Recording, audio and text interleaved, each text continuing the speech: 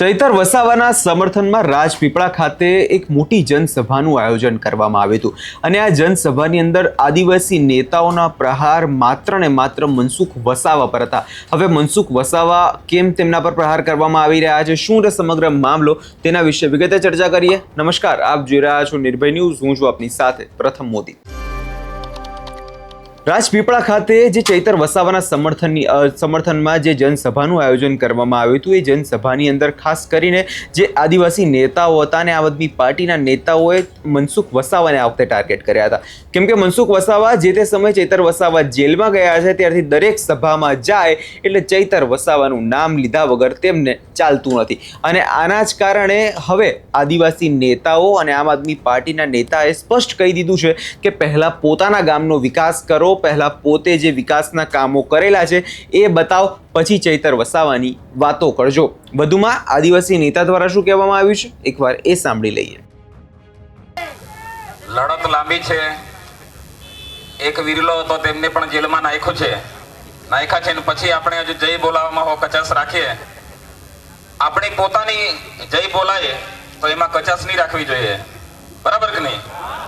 જય આદિવાસી, जय आदिवासी, लड़ेंगे लड़ेंगे और लड़ेंगे और लड़ेंगे, जेल के ताले टूटेंगे, जेल के ताले टूटेंगे, जेल के ताले टूटेंगे. આજના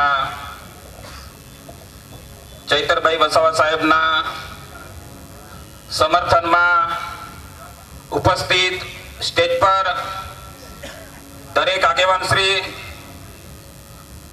દરેક ગુજરાતના ખૂણે ખૂણેથી આવેલા વડીલો, યુવાનો, માતા બહેનો અને નાના ભૂલકાઓ, આપણે સૌ જાણીએ છીએ કે આપણા માટે જે લડનારા નેતા છે ચૈતરભાઈ વસાવા સાહેબ જ્યારે જળ, જંગલ અને જમીન માટે, આપણા હક અને અધિકાર માટે જ્યારે લડતા હોય અને એ નેતાને દબાવવાની જે આજે ભાજપ જે તાનાશાહી જે શાસન છે એ શાસનને મેં કહેવા માંગુ છું, એકવાર થોડું થોભી જાઓ.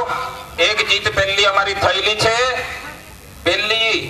પહેલી જીત એ હતી કે નાના બાળક સાથે માતાને પહેલા જામીન મળ્યા અને બીજા જામીન શકુંતલાબેન વસાવા અને 5 જણને મળ્યા અને ત્રીજા જામીન ચૈતરભાઈને મળવાના છે.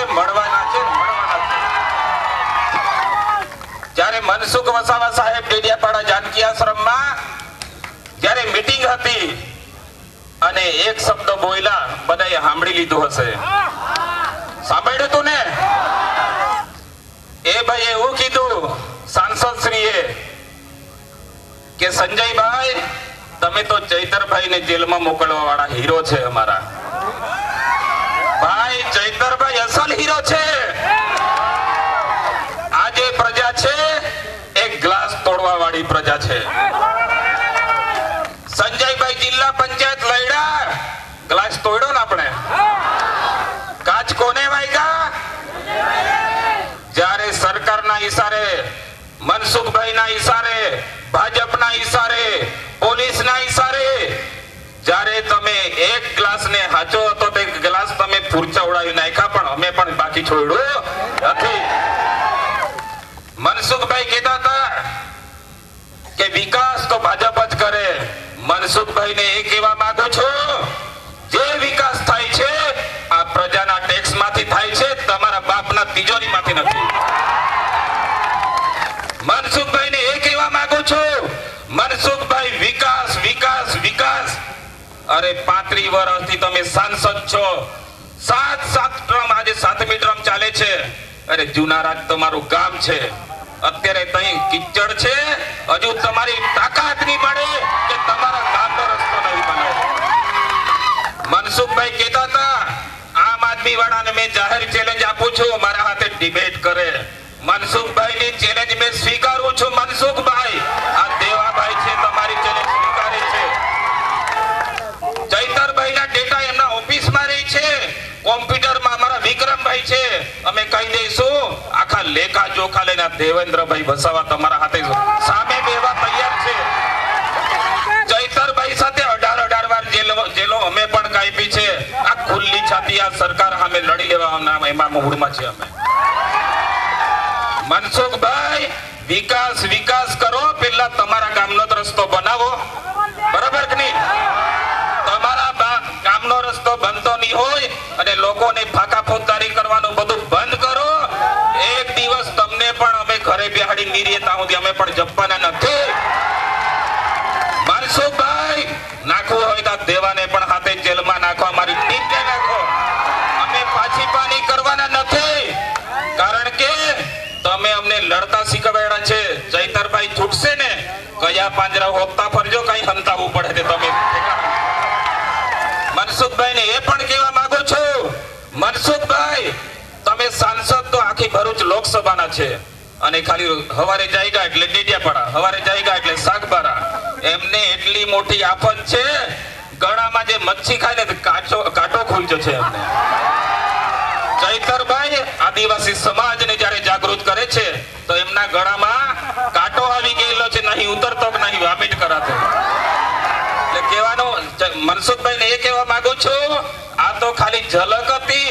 અમે સાગબારામાં પૂરું કરી નાખ્યું, ડેડિયાપાડામાં પૂરું કરી નાખ્યું, ગઢેશ્વરમાં પૂરું કરી નાખ્યું, અમે ચિંતામાં પૂરું કરી નાખ્યું, નર્મદામાં પણ પૂરું કરી નાખ્યું. તમારા કેટલા નથી નેતાઓ જો તમારા લાઈનમાં છે, કારણ કે એ લોકોને ખબર પડી ગયેલી છે ભાજપ એટલે નર્મદા જિલ્લામાં ડૂબતી નાવડી છે.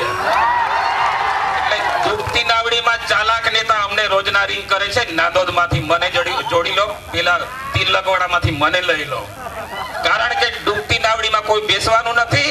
મનસુખભાઈને એ પણ કહેવા માંગુ છું, હમણાં તમે પણ ડૂબવાના છો ને ડૂબવાના છો. બધાનો આભાર માનીને મારું વક્તવ્ય પૂરું કરું છું. આભાર.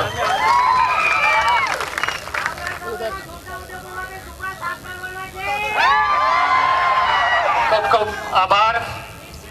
હવે આગળના વક્તા તરીકે હું વિનંતી કરીશ કે આપણા નર્મદા જિલ્લા આરોગ્ય સમિતિના ચેરમેન શ્રી ડોક્ટર દયારામભાઈ વસાવા. અહીંયા તમે જે રીતે આદિવાસી સમાજના નેતાને સાંભળ્યા અને તેમના દ્વારા હવે જે વાત કહેવામાં આવેલી છે ઘણી ગંભીર છે, કેમ કે મનસુખ વસાવા જોવા જઈએ તો છેલ્લા 35 વર્ષથી જે છે તે ખુરશી પર બેઠા છે, સાંસદની ખુરશી તેમણે પકડીને રાખી છે, પરંતુ હવે એમના પોતાના જ ગામની અંદર રસ્તો નથી, પોતાની જ ગામની અંદર જે રસ્તાઓ છે તે ખાડાવાળા છે.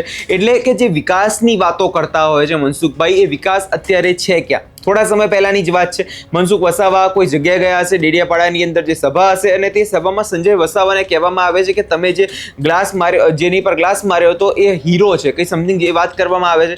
અને એના જ જવાબમાં હવે આદિવાસી સમાજના નેતાઓ હવે બરાબરના ભડક્યા છે અને આગળના દિવસોમાં કદાચ આ મામલે મોટું રાજકારણ પણ ગરમાઈ શકે એવી પૂરેપૂરી શક્યતાઓ અત્યારે જોવાઈ રહી છે. હવે જોવાનું એ રહેશે કે જ્યારે હવે આજે જે વાત હતી, જે આવેદનપત્ર આપવાનું હતું, આવેદનપત્ર પણ હવે આપી દેવામાં આવ્યું છે અને હવે ચૈતર વસાવાની જે કેસ પ્રોસિડિંગ છે તે પણ શરૂ થઈ ગઈ છે. હવે ચૈતર વસાવા જેલની બહાર ક્યારે આવે છે તે ખાસ કરીને જોવાનું રહેશે. તમને શું લાગે છે કમેન્ટ બોક્સમાં ચોક્કસથી જણાવજો અને અમારી ચેનલ નિર્ભય ન્યૂઝને લાઇક, શેર અને સબસ્ક્રાઇબ કરવાનું ભૂલશો નહીં.